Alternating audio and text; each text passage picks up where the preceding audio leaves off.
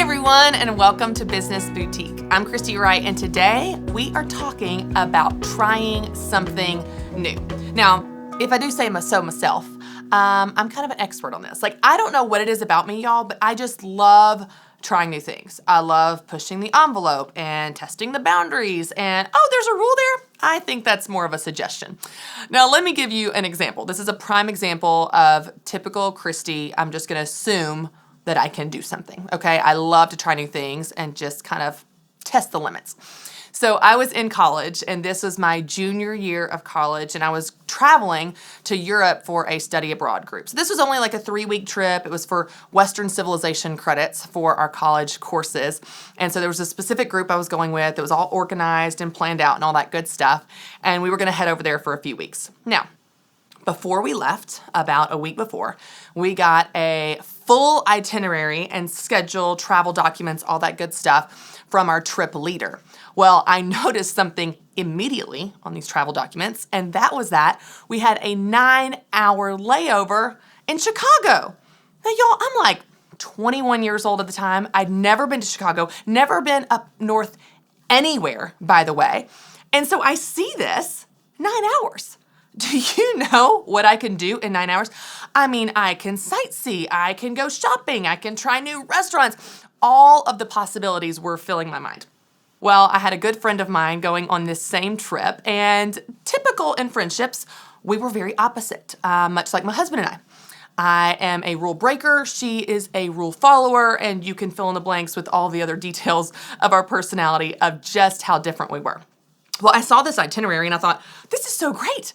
We can go travel all over Chicago and really make the most of our day before we even get started on this trip to Europe. Well, I call her because back then we used phones. We didn't have text messaging. And I said, guess what? We have 9 hours in Chicago where we can go sightseeing and tour the city and try new restaurants and shop at new stores we've never even seen before in Knoxville, Tennessee. And immediately, this was her answer. Well, no, we can't. I said, we can't? She said, no, we can't do that. We can't leave the airport. We can't leave. And so I'm scanning the documents. I'm not great at details or information or fine print. I do acknowledge that. But I'm reading, I'm going, where does it say that we can't go? Where's the rule that we can't leave the airport? And I said, well, how do you know? Did you read something I didn't read? She was like, no, I'm just sure we can't go. I was like, well, did someone tell you? Did a tour leader, did a past participant tell you that we can't leave? She said, no, but I'm just sure we can't go. I was like, that is so interesting because I'm sure that we can.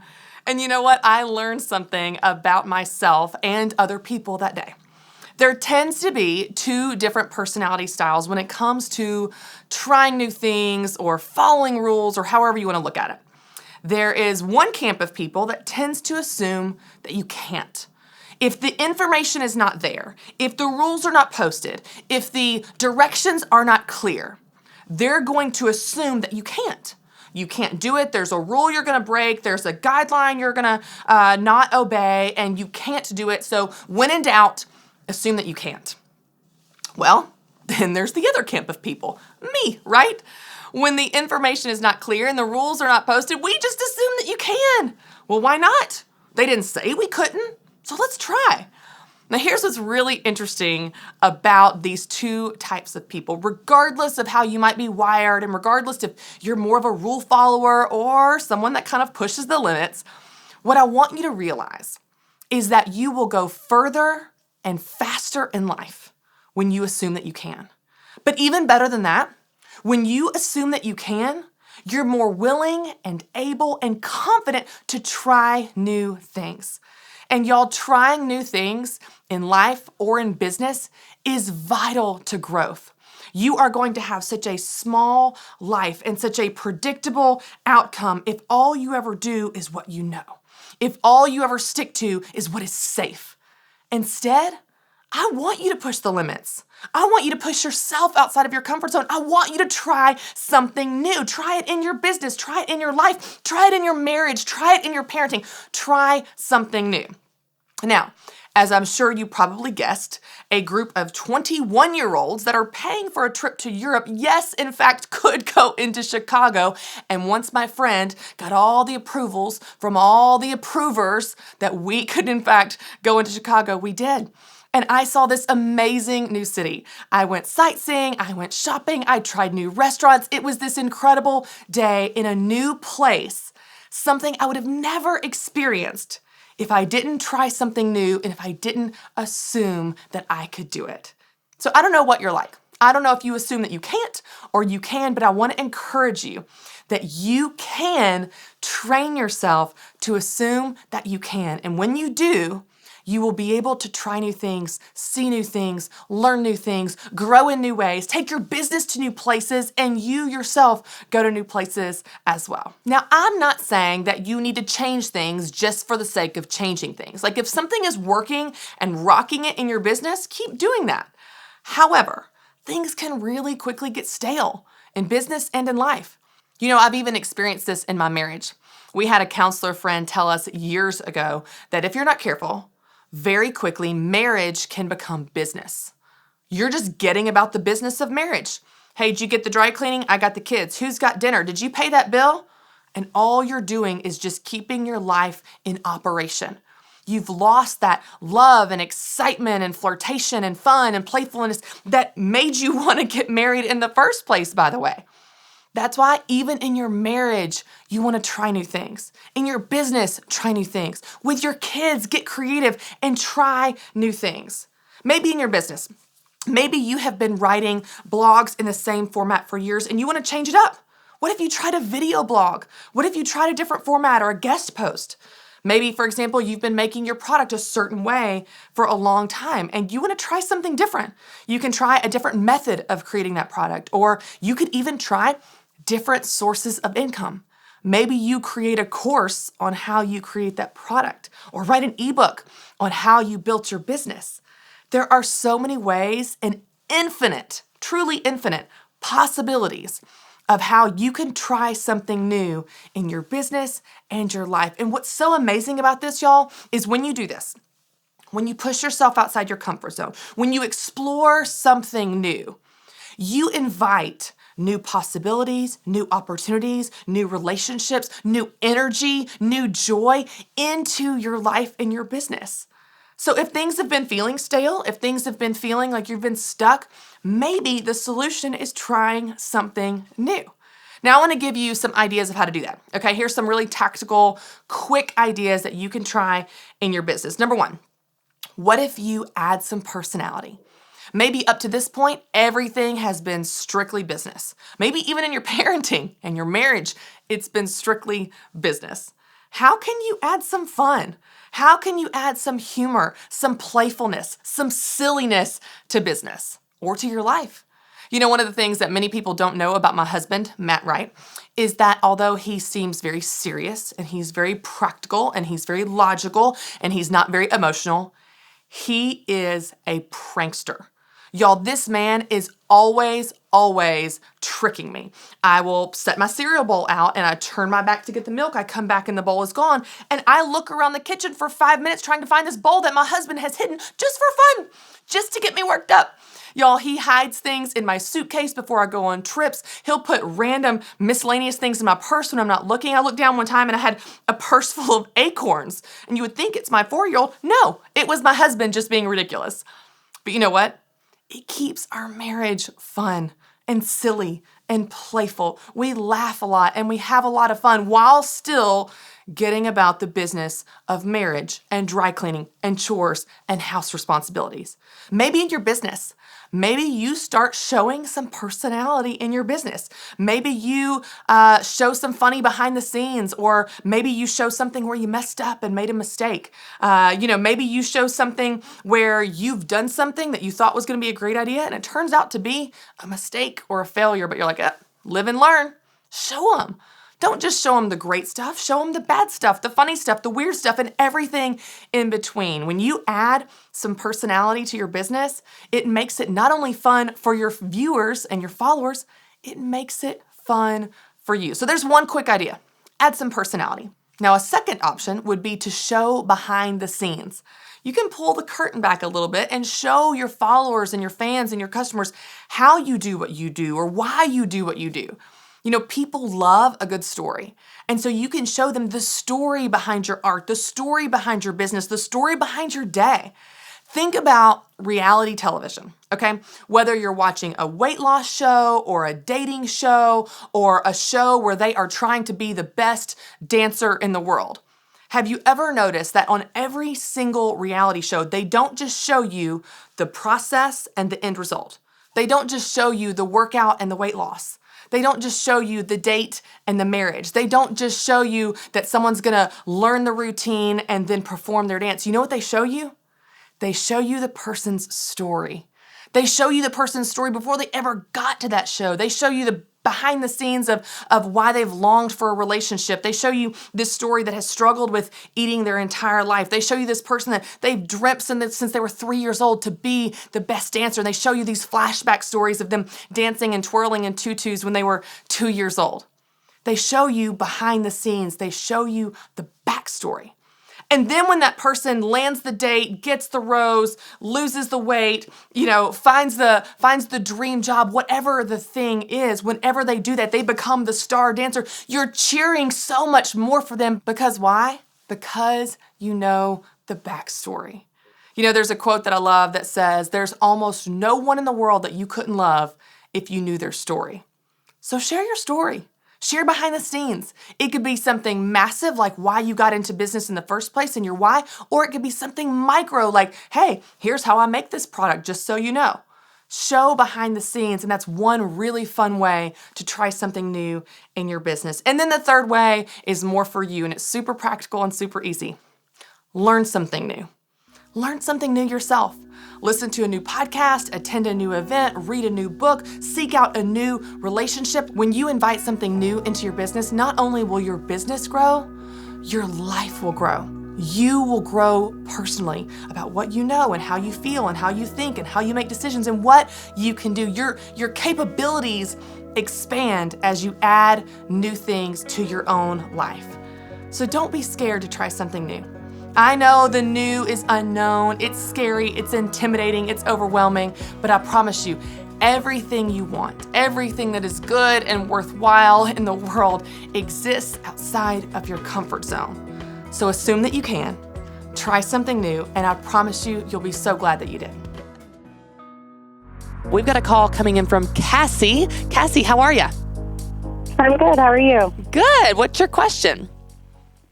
Well, I have a landscape service business. I do design, installation, and maintenance, but I've done that for about 15 years. I focus on the work, and I'm not that great at the business stuff, but thanks to your tools and guidance, I am getting better. But I'm wanting to transition, and I'm not sure if I should or not. Okay. From my service business to possibly a brick-and-mortar little shop, a seasonal shop. I'm kind of like you with all the ideas all at the same time. And I don't know how to pick one or which one's the right one, and then it gets overwhelming. Sure. Okay, well, let's just start with your motivation behind this. Why? Why are you thinking it's time for a physical store? Like, kind of what's your thought process there of wanting to make this transition? Well, one of the main things is I'd really like to make native plants available to people in our area. Okay. Another thing is just I've been doing this work for a long time, and it's kind of hard on my body, so I'm trying to be aware of that. Okay. Is it just you? It's just me. I've got a couple people that work with me and kind of training them. One girl in particular to just take over some of my clients because I can't say no, so I have more than I need. Okay. Gotcha. Okay, I want you to think through something, and there's going to be, this is a key word at your point in transition. And it doesn't actually have to do with your options. It can in a way, but here's what I want you to think through, Cassie. The word is margin. Okay, the margin that you have currently in your business in terms of money, financially, with what you're charging for your services and what you would be charging in a physical store, and the margin, the potential margin for the future. So let's think through this really quickly, okay? You're in a service-based business. One of the unique things about a service-based business is that the range of what you can charge for your services is massive in comparison to a product-based business. Now, a product-based business, if I'm going to buy a pie, the pie is probably going to cost between $10 and $40. Like if your pie is $200, like it better be making me lose weight, right, Cassie? Like there's a range of what the market will bear for a product. In the service-based business, you can find public speakers that will do your event for free, and there's some that are $250,000 for an hour keynote. Artists, photographers, wedding planners, fit personal trainers. The range is so great in a service-based business because it's more subjective. It's not based on the hard cost of goods of a product that you're marking off. Now, the reason I bring this up, Cassie, is because you're talking about potentially transitioning from a service-based business where you have potential for more margin as you become better, as you get more skilled, get higher paying clients, offer more high-end services. You have a lot more margin potential in your current business model than you would if you go to a physical store. If you go to a physical store, you're not only taking on the overhead of the lighting and the janitor and the lease and the lease commitment, and then someone has to run the store. And so that means that right now you've got some freedom of going to jobs when you want to, setting your schedule. If you've got a store, it's whatever hours you set, 8 to 5. You actually have to be there. And even if you're not in the mood, you have to show up at that store and unlock the door and turn on the lights.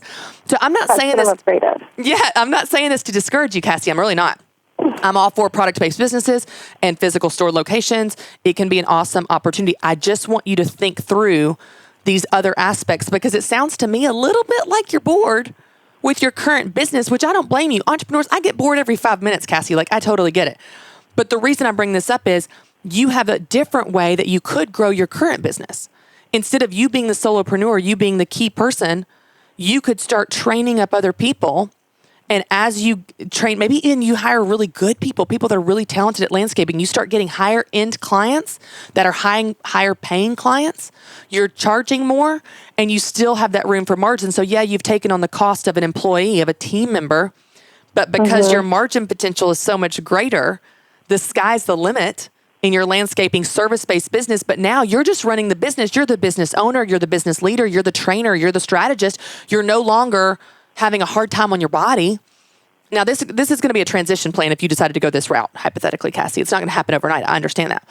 But you've got two different ways you can take on cost. You can take on the cost of a team member, or you could take on the cost of a physical store. I'm just saying from my vantage point with what little information I have from you, the cost of the team member still lends you to making more money long-term while reaching your goals of not having to do the physical work yourself and more flexibility, even more flexibility. A physical store, you're going to be chained to that store, or at least your team members are. And when a pipe bursts or, whatever goes wrong, you have to attend to that. Where with a service-based business, there's such freedom and flexibility. You got the cost of the team member, but man, the margin potential for you can charge more, get more clients, scale and grow in a different way. I'm not saying that's what you need to do, Cassie. I'm just saying it's something I want you to think about. So that's kind of my homework for you. List out the pros and cons of a physical store. List out the pros and cons of hiring team members. You can grow in either way, and either way has a cost to it and risk to it. However, it seems to me that growing in the way of building your team but staying in your current structure is less risk, less commitment, less overhead, and a lot more margin potential. This is a great question. I'll tell you guys, what Cassie is experiencing is something every entrepreneur and business leader ever experiences. Sometimes we just get bored. Sometimes we're like, I've done this. Y'all, my mom has said this to me a million times. She's like, I've done cakes for 35 years. I'm so stinking sick of cakes. She'll get back to her why, or she'll try something new. She'll try a new type of cake or a new type of, design or something. When you've got that creative spirit in you and you've done something for a long time, it's really normal to kind of want to try something new. I just want to encourage you. Don't think about just what sounds fun and what sounds interesting for your next step because it's your life and your livelihood depends on it. Think about the reality of it. I'll give you a practical example from my mom. When I was graduating college, I had this grand idea that I was going to be an event planner. And I was like, I'll be great at events. I'm creative. I love to party. I love hosting. I love hospitality. This is like perfect for me. It's just a whole lot of fun. You just get to do fun full time. That sounds perfect for me. I should definitely go be an event planner. And then my mom talked to me and she said, Christy, that sounds really fun, but I want you to think of the reality of it. You know what event planners do? They work nights, weekends, and holidays. Do you want to work nights, weekends, and holidays? If you get married and have a spouse that works a traditional 8-to-5 job, you probably never see each other. Now, I'm not saying this to discourage event planners. I have tons of event planners in Business Boutique. What I'm saying is I want you to think of the reality of the day-to-day of what you're considering. Whether it's a career move or a business transition, think of the reality, not just the fun, shiny new parts, all the parts that go into what you would be signing up for and committing to. When you think through that, you can make the best decision for you in this next season of life for you and the market that you want to serve. Hey everyone, and welcome to Business Boutique. I'm Christy Wright. I'm so excited because today I get to share another awesome conversation with you that I had with one of my very good friends, Kelsey Humphreys. Kelsey is a speaker, a musician, a comedian. She is the queen of trying new things, and she's the host of The Kelsey Show. She's also hilarious, and I know you will love her. Check out our conversation. Kelsey, thank you so much for being here. Thank you so much for having me. I'm so excited. Kelsey, I am such a fan of yours and have been for such a long time. I feel like you and I are just kindred spirits in this space of women and fun and color and being creative and all the things. And I just love what you do. But for any of our viewers and listeners that might not be familiar with you, let's just start by you telling everyone a little bit about yourself and your family and your business and all the fun things you're working on. Sure. Well, I am a motivational comedian, which is a term I made up. I love it. Great start. And for the record, I was your fan first. I had you on my show. You guys can go watch. She was on The Kelsey Show. I think it was, you were on your book tour. So How many years ago was that? 2 or 3 years ago. So I have a talk show. That's my main shtick, is The Kelsey Show, where I interview massively successful celebrities and entrepreneurs and moguls. And then I break down success for the rest of us. I also do keynote speaking and emceeing. I'm so pumped to MC Business Boutique this year. Yes, I'm so excited. I cannot wait. And so basically all of my content, I'm here to get you laughing and keep you moving towards your goals. So that when I started, I actually, worked my way up in an advertising career, had a desk job, the whole thing, worked my way up. And then I was working in the food industry. We had some clients, and a food company, a froyo company, came to me actually through a friend of a friend on Facebook, believe it or not, and said, "We want you to be our agency of record." So before I turned 30, I left my job, got an intern in an office, and I was doing all the marketing and branding for over 200 froyo stores across the US. Yeah, for my own business. And so then they were purchased by a bigger company. And I was kind of at one of those crossroads of like, okay, now I could go and drum up more clients, or I could do what I really want to do, which at that point, podcasts were just starting. And I decided so many creative people, because my degree is in graphic design. And I started at the bottom as a designer, and so many creative people were like, "How did you do that? How did you work your way up, get your own international client right off the bat, all that stuff?" So I wrote Go Solo, my book. It's available on Amazon, and it became a #1 bestseller in entrepreneurship. And it was endorsed by Barbara Corcoran and John Acuff. And so it was really successful, and I was traveling to speak. And that's when I was like, well, if I'm traveling anyway, why don't I just take some gear and I'll just start doing a video talk show as I'm traveling? How hard could it be? And I always follow up with, it's very hard. I was dumb. But I'm glad, because it worked out for me. Yeah, it's been unbelievable to watch all the things that you've done and the growth. But what I love, you have so many takeaways, even from just that little snippet where I'm going, oh my gosh, yes, like you made it up as you went. You didn't have a background doing what you ended up doing. You've done corporate America, you've gone out on your own. You're like, oh, I'll try this thing, and didn't know how hard it was going to be, which is awesome, because if you did, you wouldn't have done it probably, just like anything that we do. If I knew parenting was this hard, I don't know I would have had children.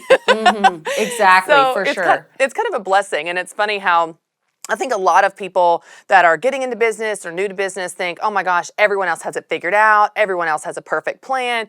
Everyone else has degrees and certifications that validate their right to be there. And I'm like, no. Right. Most of the people doing well are literally making up as they go. They're raising their hand. They're saying yes to an opportunity before they know how they're actually going to do the thing. And your story's full of that. Like, it's stage after stage of going, yeah, I'll do that. Yeah, I'll do that. No, I've never done that, but yeah, I'll do that. And I love it so much. Now, One of the things I love about you, Kelsey, is I feel like you are so brave when it comes to doing new things. Like every time I see something you've put on Instagram, it's something new. Like you are the master of reinventing yourself and trying new things. And I think in business, because it already feels a little vulnerable, it already feels like I'm putting myself out there. You know, maybe someone that's been in business a while, they're thinking, I'm just going to play it safe. I'm going to do what I know, keep making the products I know, keep fulfilling the services I know, and just keep it safe and predictable and controllable.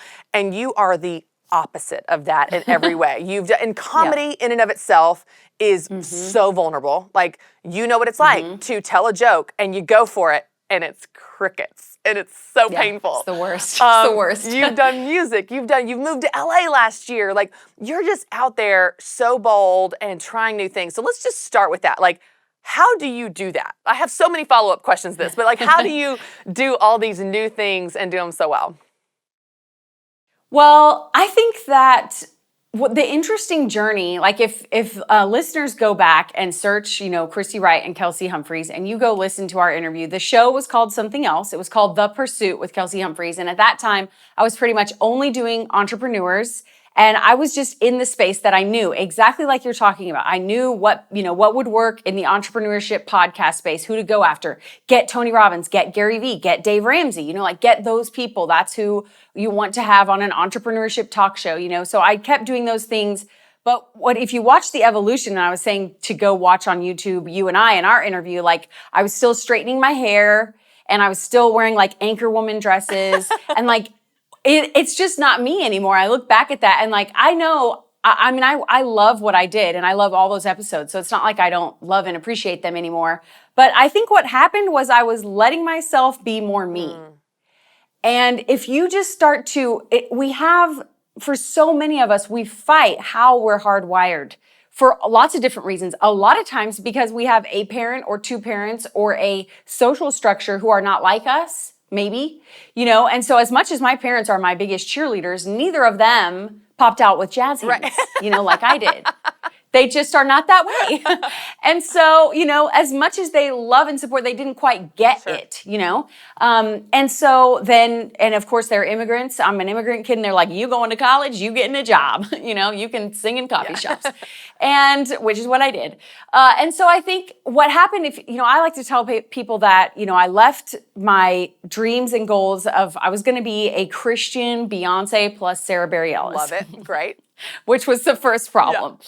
But anyway, so that was like what that when I was young, I think when we're teenagers, we're kind of, that might be where we're like our truest, most not jaded self yet, and that was the goal. But then I went into school and then I married my high school sweetheart. We got married young. We had a mortgage right away because that's what you did in Oklahoma. And it was just like life, And so I tell people it kind of took me like a decade to get back to me, like who Kelsey really is. And so I think that it feels really brave on the outside looking in. And of course, it was terrifying. It was terrifying. The first comedy sketch I put out was Life of a Mompreneur in 3 minutes. And that Facebook video now has been shared a bunch of times. It has like over 250,000 views. It's definitely my biggest video on Facebook. But I was scared because everything I had done up to that point was either a quick pep talk, which was like a life lesson in a funny way, or an interview. And I think it was just like, I want to get back to how I am hardwired. I keep having all of these funny ideas. Why don't I just put them out? And so I think it's just the willingness to be like, I love this. Why not serve with it? I love doing music. I love doing comedy. Why not serve with it rather than just holding that piece back? Why not give that to my audience too? Will you lose some people? Yes, there are hardcore business-only people who were like, whatever Kelsey's doing, I'm out. That for sure happened. But I think that's what it really comes down to is it seems brave on the outside, but for me, it was just like, you know what? I keep wanting to do this. It keeps coming back up. It keeps, getting in my brain and my spirit and these ideas over and over again. So let's just try it. And if everybody hates it, then I won't put out another one. I love this. And it's so interesting, even as you talk about this, because I feel that even in, Business Boutique and how my brand has evolved and even how I looked in my first photo shoot and the clothes they put me in that I was like, yeah, okay, is this what I'm supposed to wear? Only suit jackets that look, button-up shirts. I look like a journalist, like this is what you're supposed to look like. And I was like, only in the last like 2 years have I started to get more brave, more back to myself. And it's through testing and experimenting. And I realized, oh, that is me. I didn't know that was me because I buried that part of myself without even realizing it, just trying to fit whatever, construct or expectation that people have of you. And I think that can be a really difficult process. And unfortunately, Kelsey, I think it's a process some people never go through. They wake up, many years later in life and they realize they don't know who they are, or those dreams they let die, or that part of themselves they just hid forever. So for you, was there a moment that was the catalyst for this, or was it a season where there was a pattern and a theme where you were like, I'm going to try it. I'm going to go for it. I'm going to put the comedy sketch out there. I'm going to not straighten my hair. Like, what for you transitioned from just dreaming about it to doing something about it? Well, starting the talk show was definitely sort of like I was about to launch my book and I was going to do the talk show, and I definitely had a turning point there, which was that I was a secret high functioning alcoholic. And so that was I didn't have any sort of like rock bottom moment, but I just felt the Lord impress upon me. I just felt him say, like, I'm not going to bless what you're doing if you don't get sober. And I talk about, it's not a huge part of my story, but I always share it if it comes up, because I think there are a lot of like housewives who love Jesus, love their work, love their kids, and are stuck in, and it could not, maybe it's not drinking, but it's like an eating disorder or an affair or secret depression or any of that secret shameful stuff.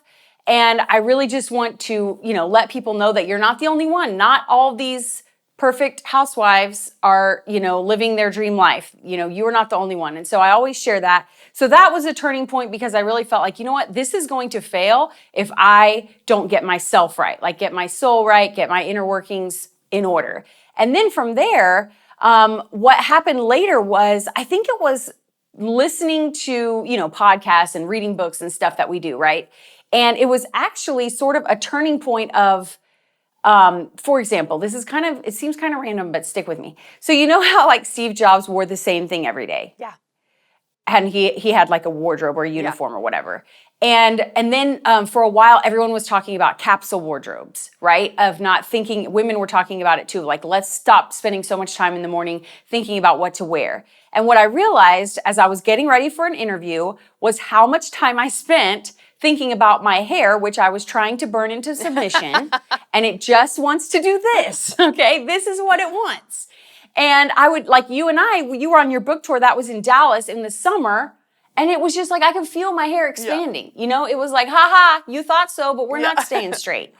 And I was thinking about that while I was interviewing. And I realized, you know what? This is a disservice. And so it was like one tiny thing where I was like, I'm not going to think about that anymore and worry about my own ego and what, I feel like when I look polished. And instead, I'm going to do something where I don't have to think about my hair anymore, right? So that was like a small change. But what I realized is I felt more confident. I felt more funny. I felt more me. So I don't think there was a huge catalyst in putting out comedy. And actually, the end goal has always been Jimmy Fallon, a motivational Jimmy Fallon. That's the kind of show I want. I want to have a variety type show, but it has motivational guests. And we do fun games and I sing with musicians and stuff like that. That's the end goal. But really just over time, it was like, you know what? I want to try this. I want to try that. I want to try that. And just feeling more and more confident as I stepped more and more into my gifts. I love that, because it's so interesting how even just the change can be so incremental, where it starts with like, I'm not going to straighten my hair. And then you're like, wait a minute, I'm not going to wear these suits anymore. And it becomes this snowball where it gives you the confidence to make the next change and the next change. One of the things that I'm curious about, Kelsey, is have you tried anything new or learned anything about yourself, whether it's a talent or even a style choice, that maybe before you tried it, you were like, I wouldn't have even known that was me, but after trying it, like, oh, this is me. Let me give you an example for mine. This was last year at Business Boutique. I was on stage with Emily Lay, and I was interviewing her about everything with her story and her business. And she was telling me something about her branding and her colors and how they brought in some outside perspectives. And these outside creatives were like, hey, what if you tried this and this and this with your brand?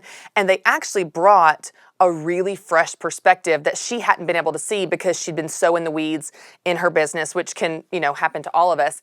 But it was through that outside perspective that she tried something new in her brand, and that brand has really stayed, true from what they brought in. But it was an outside perspective that brought it, that she realized, oh, this is me. Oh, this is us. So like, my example would be on book tour, actually, just before book tour, we brought in a stylist to help me like get all my outfits because you're doing like 15 different things a day. So you got to have all these outfits. And she bought things, Kelsey, that I would have never picked off a rack. The shoes that I would have never picked up. There are these one shoes, I may have actually been wearing them in the video with you, where they are Kate Spade, they are tweed rainbow. Okay, visualize this. Tweed rainbow. So all the colors of the rainbow that are tweed. And the heel is full gold glitter. So if you want to say like gaudy, crazy, you would walk by and go, who would ever want these? You put them on and they're magical. I feel like I would want them. They're magical. Yes, I want them. And so I put on these clothes and I tried these funky earrings, things I would have never tried before. And I realized, oh, this is me. I didn't know this was me, but it brought out this whole side of me. And now that's all I wear are funky earrings, funky shoes, ripped jeans. Like I've got this whole other style that has come to life because I was willing to try on some shoes that I would have never tried on before. So for you, as you've tested the waters on some of these things that are new, what has that been like? What has it been like to do something you weren't sure was you, but you're like, I'm going to go experiment and see if it works and see if it kind of, try on the outfit and see if the outfit feels like me, that kind of thing. Yeah, I haven't had, for the most part, it's me just testing things. I haven't had any outside perspective other than a lot of people asking me to do more of like the teaching portion. So that is the part, like at the end of my episode, I do like a recap where instead of just me asking people questions, at the end I say, here's what I think are the key things we need to learn here. And that is something that I would never have said I was a teacher. And now I have people comment on my YouTube all the time, like, thank you so much for the recap. Thank you so much for the breakdown. And so that's one of those things, like, I just constantly am asking questions. I used to get in trouble growing up. People would be like, can you stop with the Spanish Inquisition? Like, let's just have coffee. Like, really, that happened growing up so often. My friends would be like, Kelsey, rein it in. And so I just knew that I would love to talk to people, but I didn't really think about the teaching part. And it's actually kind of been a journey. Now I'm going to offer, if people want to learn about how to get great guests for their show, if any of your listeners have a podcast that I actually have, you can go to getamazingguests.com and I'll actually teach that process. And it's just one of those things that I would have never said I was a teacher, but people kept asking, for more, like, and for example, going on a live stream, which is a great way to get real time talking to your people. I'm sure most of your listeners hopefully are doing live streams regularly because they're so valuable. And that would be another one where people are like, could you do a quick pep talk on this? Could you talk more on this? Could you do a training on this? So I think that's one of those unexpected things because I just want to entertain, right? I just want to be funny. I want to do my little music sketches, parody songs. But I have a heart for people. You don't go into this unless you really care. If you don't have a message and a mission, you're not going to last. So I just give them what they want. So now, I'm trying to think of other things that I could teach or train that still feel authentic to me. I love that. It's such a great business lesson too, because that's where the best product ideas, service ideas, offering ideas come from, are what the people are asking for. And if it's in your wheelhouse, like, if you can make that happen, that's going to be the most successful thing because that's what they want. All right, let's talk really quickly about failure, because when you try new things, you're going to fail or fall short, however you want to shape it. It's going to be a lesson. It's not going to be fun, but everything is not going to work out. So has there been anything that you had this idea and you're like, oh, this is brilliant, I'm going to try it, and it just didn't? It just didn't go well or didn't meet expectations?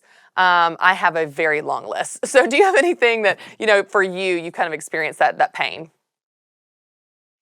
Well, I'm going to get real vulnerable and overshare, as I always do. But people look on the outside at my show and think, well, Kelsey's a baller. Well, Kelsey wasn't making any money. Okay. I was just traveling around, and last month I had my best month ever. This year I'm going to probably quadruple what I made last year. And that's all great. But it's been years and years and years in the making of getting that momentum of myself as an entertainer and a speaker. And all that other time, I was doing amazing talk shows, but only a few of them have really gone viral or mini viral or whatever. Only a few of them have really popped. And the rest, people love them, but they're not huge. And so I was not big enough to have a sponsor. And I wasn't offering trainings at the time because I have an assistant now. But before, for the first couple years, I had no assistant. I edited everything myself. So it was a full-time endeavor, and it was super hard the first couple years because I was like, I am just a big fat money suck. Like, what are we even doing? So on a large scale, I would just say we were like pre-profit. But on a large scale, that felt like a failure for a while. But I believed in it, and so did my husband, which is important, and not everybody has that. But we had chosen to look at it as an investment. And now, in year almost 5, y'all, it's paying off, okay? So you have to stick with it. The other thing I would say is, I like some of my music videos or comedy sketches. I, of course, think they're the most hilarious thing. And then they have 1,000 views, and the other part, you guys, that is huge in what I do is rejection, which I know that's different than failure, but they feel kind of the same in how much you want to crawl in the fetal position and hide under your desk. And I get rejection every day, all day, because I was constantly asking, hey, will you be on my show? Hey, will you be on my show? When I was a tiny nobody in Oklahoma. And now in LA, I'm auditioning for things. I'm applying for things. I'm always just out there, just putting myself out there, which means I'm constantly getting rejected. And so what I like to tell people about that is to let the punishment fit the crime in terms of how much wallowing you allow yourself, okay? So at the beginning, when I got a bunch of no's, it really set me back. And I wasn't used to it. I wasn't used to failure. I wasn't used to rejection yet. And so I would really give myself, it would be 2 days that I would just be like, this is never going to work. Yeah. This is never going to happen, just totally devastated. And then over time, now if I get a rejection, if it was somebody I really, really, really wanted to have on my show and they said no and we tried for a long time, then I will give myself okay, go for a walk. We're talking 30 minutes and then you got to bounce back. And I think that's a key muscle that you can let's flex. talk about that because that was actually going to be my very next question because I think so many people in business are paralyzed by the fear of rejection. So much so that they don't try new things. They don't put themselves out there. They don't make the ask. They don't try to make the sale. They don't go for it. And so they just stay safe, predictable, small, and they wonder why their big dreams aren't happening, but it's because they're not willing to go face that rejection, to face the pain, to face the person that doesn't like them or get them or think they're funny or fill in the blank with whatever the thing is. And I feel like for me, it's a similar experience to what you just described, where the more rejected I am, the more rejections I receive, the easier it gets because you realize that it's not going to take you out. It's not going to define you. There are other people who love you, need you, that you need to fight for. And it almost allows it, not that you don't care, you still care, your heart is in it. You wanted that guest and you didn't get them, but it doesn't have to take you out. So let's talk about that. How did you get to the point where you overcome the fear of rejection to do it initially, not just recover from rejection, but to get past it to even try the thing? Yeah, I think at the beginning, part of it was probably just not knowing how totally out of bounds I was, which is great. I mean, if you don't know and you just want to try it, ignorance usually can be a little bit of a helper at the beginning. So me reaching out to Tony Robbins or someone, I didn't realize how crazy that was. But I think the other part too is just I had enough years not being me and not doing what I wanted to do. And that pain is fresh enough that I'm I'm not doing this anymore. I think people have to get to the point where they realize that pain of not doing it and always wondering and being oh, will I ever? Can I ever? Could I ever? Is worse. That's worse than getting a no. And I know you might not believe me right now if you haven't done a lot of pitching, if you haven't done a lot of, going out there and putting yourself out there, but trust me, it's worse. The rejection is something that you can bounce back from, and every time you learn. I like to tell people, we talk a lot about comfort zones, but here's what we don't talk about. Every time you push yourself outside, guess what? The comfort zone gets a little bigger. So every time you're pushing, you get a little bit more and more comfortable, and suddenly rejection is nothing. So that pain of that you're in right now, if you are not wanting to take any risks and you're playing it safe and you can feel that you're bored and you're stagnant and not growing, that is worse than the rejection. Just take it from me and Christy. I love what you just said because we did an entire podcast episode on getting outside your comfort zone. And I said exactly what you said. Like, when you push yourself outside your comfort zone gets bigger, which means you get bigger. You're growing when you push outside your comfort zone. If you're not trying new things, if you're not pushing outside your comfort zone, you're not growing. You're not going to expand your skills or opportunities or anything. So I love that. Okay, as we wrap up, Kelsey, I would love it if you would just give our listeners, our viewers, a little bit of advice for trying new things in their business. They're going to try to mix things up. They've got this stirring. Like, what advice would you give them from a teacher's perspective, from someone that's doing it and has done it? What's a good starting point to say, okay, how do I get started trying new things? You know what? I think that the first thing is to get quiet and block everybody out, because it really comes down to what you were uniquely designed to do, that calling that's been nagging at you. And if it's scary, you've probably been shoving it down. And like for me, I am a wife and mom, and we just moved to LA a year ago. And I remember like even just putting my child in full-time care because I was trying to grow my business and launch the show was just weird to people. It was like, but you can work from home. Why would you put her out? And I'm like, because I'm trying to write and create videos, and I can't do that with her at home with me, right? So it was like this weird thing where I felt like the other moms, didn't get me and they were judging me. That's like one tiny example, but we can all come up with a million of where like we are just worried about other people's perspectives, what they're doing, what is the right thing to do according to everyone else. A lot of people would not have told me to start doing comedy videos and all the stuff that I'm doing, but I would have never hit my stride. Whereas now I'm like, man, I'm so comfortable in what I'm doing. I love what I do versus just feeling like it's a chore.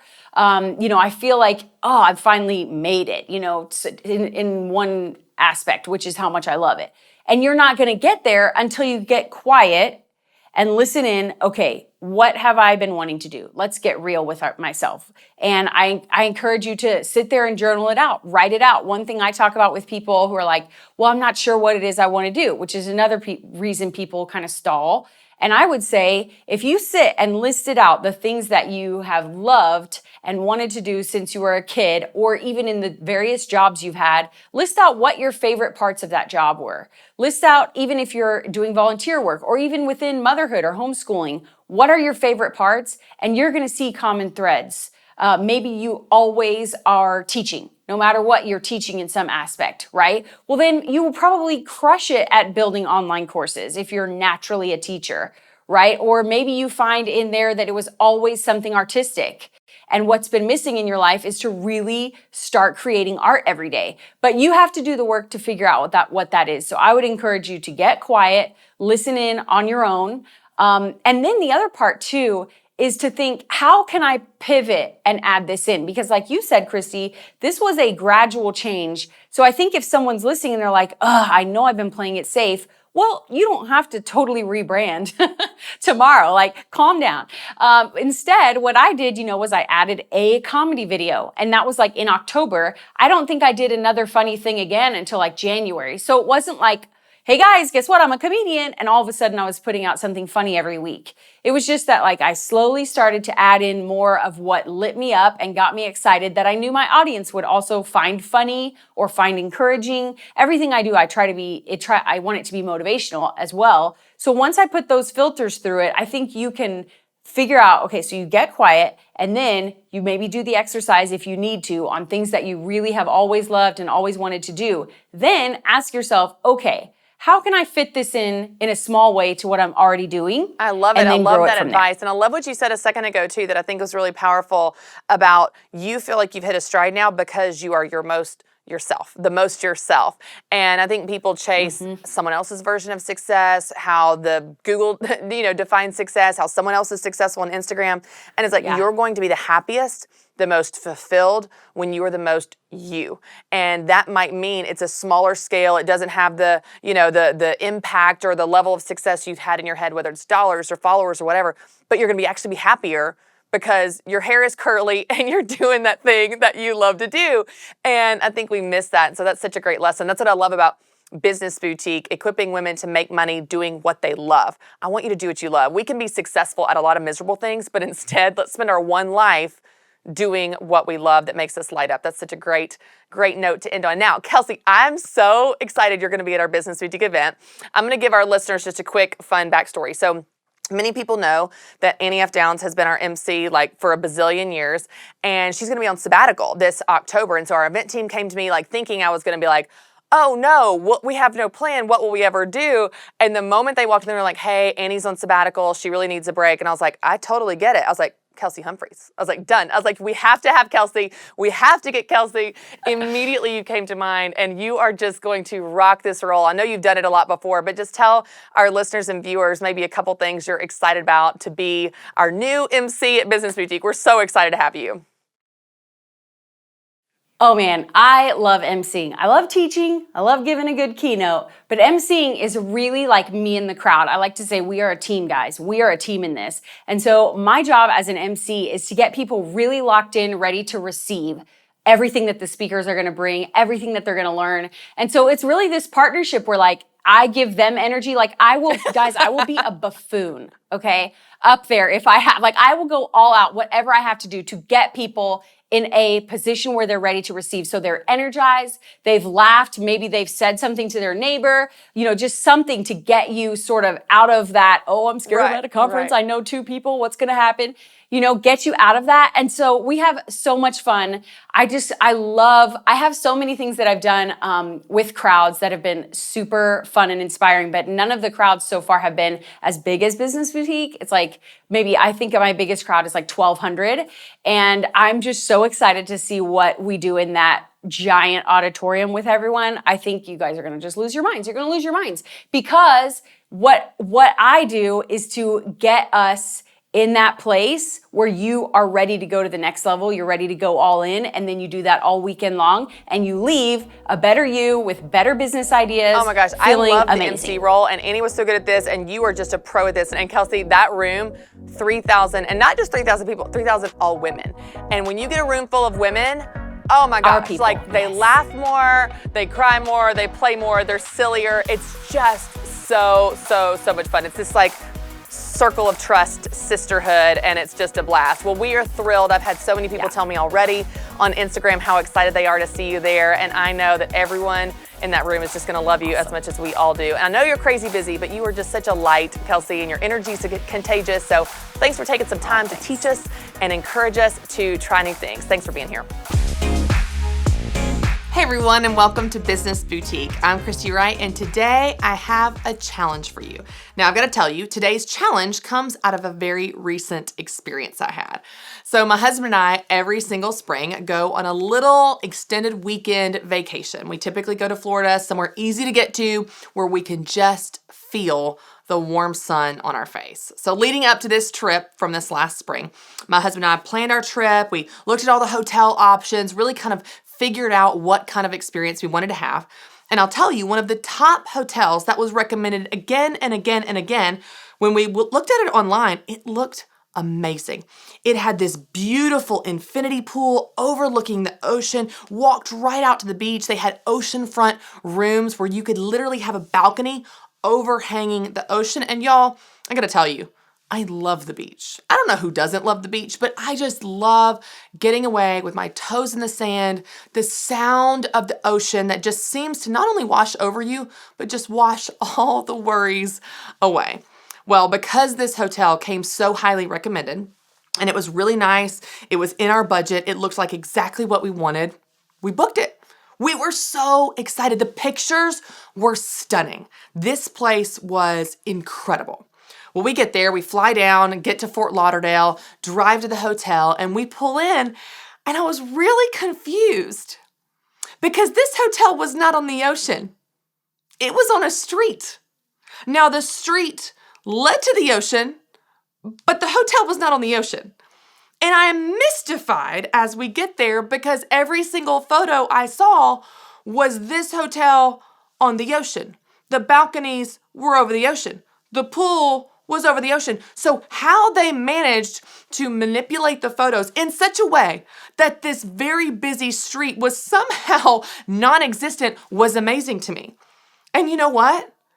All of my excitement and anticipation and build up and joy about this trip diminished because I booked a hotel because it was on the ocean, because I wanted to walk out of the hotel and my feet be in the sand, because I wanted to listen to the waves from my balcony, because I wanted to be poolside and also hearing the ocean instead of hearing the rumblings of cars and trucks driving by. So this hotel sat on a street, a busy street, and then there was this tiny sliver of sand before there was an ocean, and there were a few chairs sprinkled out if you wanted to walk across the busy street and sit there in your chair and listen to the cars behind you that were certainly louder than the ocean. And you know what? This just made me think about expectations. If I had seen on the website, this hotel is on the street and the street leads to the ocean, I would not have been disappointed at all. I would have known exactly what I was getting, exactly what I was signing up for, exactly what I was paying for, and I wouldn't have been disappointed at all. Or I would have booked a different hotel because that's not what I was looking for. But I got there and my expectations were here because they were set by the website, by the promises and the photos. And I got there and the reality was here. And it's really easy to do this in business, y'all. It's really easy to make these big, grand promises to our customers. Oh yeah, I can turn that around in 24 hours. Or, oh yeah, I can definitely ship that and it's only gonna be $5. Or, oh yeah, I can definitely make that custom, special, super complicated product. And you're not sure if you can. We want so badly to please our customers. And so we promise up here. But you know what happens? We set their expectations up here. And if we don't meet those expectations, if we don't ship it in 24 hours, if we don't turn it around with a $5 shipping fee, if we can't make that really complicated custom order, you know what happens? They're disappointed. Because we promised up here, but we delivered down here. We set their expectations up here, and then they were disappointed with the reality. It was a $15 shipping charge, or it didn't get turned around in 24 hours, it was 2 days. Or we couldn't quite come through on that custom order. You know, when we overpromise and underdeliver, it leads to disappointment. So I want you to do something different. I want you to underpromise and overdeliver. Now, I'm not saying sandbag it and say, I don't know if we can ever ship it, and the shipping fee may be actually $75. You're not trying to do that. You're not trying to scare business away. But be incredibly realistic. Be incredibly conservative with your quotes on prices or timelines or capabilities. Be conservative about what you know you can do and then blow them away. And then exceed their expectations. Underpromise and overdeliver. Tell them you're going to meet them here and then meet them up here. You always want the reality you deliver to exceed the expectations that you set. And I promise you, when you do this, you will have a much happier customer and a repeat customer. So when in doubt, underpromise and over-deliver. Set the expectations at the level of being conservative and safe of what you know you can do, and then blow it out of the water. Our first call is coming in from Kamara in Connecticut. Hey, Kamara, how are you? I'm good, and you? Good. How can I help? What's going on? Okay, so my question is regarding how do you find the right business coach? Because what I see nowadays on social media is that everyone is offering the same thing and really is not offering anything different than what I can research on my own. Right. That's actually a very good point. Well, let's start by looking at what are you looking for in a business coach? What are your specific goals or needs that you're hoping a business coach will help you with? So I'm hoping, my goal is to get my business out there so that people can notice me, so that I can stand out different from everybody else in my business. Because everyone is doing women empowerment, but my business is a little bit different. So I need someone to teach me what I need to do to get out there to make a difference and stand out. What is your business? So my business is called Reclaiming Your Life. It's a women empowerment. I started off as a podcast to help women overcome their insecurities, self-doubt, and fears within themselves to pursue their dreams by telling my own life experiences. I love it. Okay. So let's talk about specifically back to your original question. You want a business coach and you want them to teach you what you need to do to stand out. What specifically are you looking for in a coach that you can't get on your own? Because you started by saying, what's different that I can't research on my own? Well, that's true. You've got unlimited resources, free resources available for you to find the information, teaching, tools, steps that you need. So what exactly are you looking for from that relationship? The hand-holding, the accountability, the, check-ins on a weekly basis? Like, let's kind of unpack what are you wanting from a coach specifically that you can't get on your own? So I'm looking for the accountability, the check-ins, and also how to build my audience, to gain my true audience. And I know everyone says, you have to create your avatar and you have to post like you're reaching out to that ideal client. So that is something that I'm struggling with, is to find my audience and to build my tribe. Okay. Well, here's the great thing. If you find a coach that has the competency, they have the skills and the knowledge to walk with you, they can give you steps, they can give you actions, they can hold you accountable, all those good things. Let me give you 2 specific things I want you to look for in a business coach. And it's going to be some research and some digging, asking referrals, asking around to find the right person. But you're looking for 2 specific things. And this is actually what we look for when we hire people, Kamara. So if you were hiring a team member, you're really looking for the same 2 main qualities. One is their competency. That means that they can do the job. So in your coach's example, you want someone that has the skills that you need to get you to where you want to go. They have the knowledge. They have the experience. They can produce the results that they're promising you. So do they have a portfolio? Right. Do they have testimonials? Do they have past clients where they can say, hey, I got this person from here to here? So you're looking for competency. That's the actual ability to do the job of being your coach, to earn the ROI for what you're going to pay them. The second thing is integrity. And that's not just that they do the job, but how they do the job. So do they have the values that you have? Because you could get advised with 3 different brilliant business minds and they all have different values, which means they're going to take you on a different track to get somewhere. And you want someone that aligns with your values. So the way that you work, the things that are a priority to you, the things that are important to you, those are the things specifically that you're looking for. Now, it's going to take probably some interviewing, some digging, some asking around to find that right person. But I think if you look for those 2 main qualities, then you're going to narrow it down to a person that not only has the competency that they can produce the results that you're looking for, but they also are going to do it in the right way. They're going to get you there in a way that makes you proud of your business, proud of yourself, and proud to be working with them. But Kamara, I've got some good news. So I don't do one-on-one coaching, but I do have my Business Boutique Academy, which is my online coaching and training group. It's this unbelievable community of women. We walk together. I do live sessions with them every month, and we are actually closed right now. We only open enrollment twice a year for a short period of time, but I'm going to give you a membership. So if you will stay on the line, Kelly will give you a membership to the Academy for the next 6 months, and until you find your one-on-one personal business coach, we will walk with you in the Academy. I love this question because what's so great about Kamara is she's looking for help. So often as entrepreneurs, and even if you're not an entrepreneur, you're thinking, I can do it.